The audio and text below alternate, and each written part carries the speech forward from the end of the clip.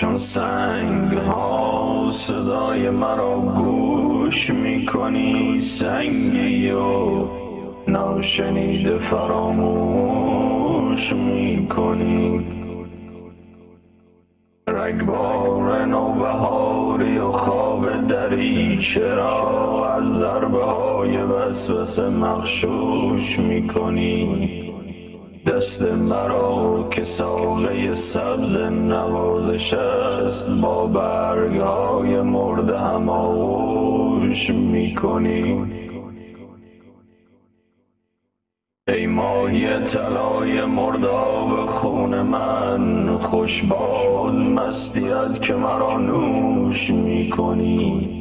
تو دره بنفش غروبی که روز را رو بر سینه میفشاری و خاموش میکنی.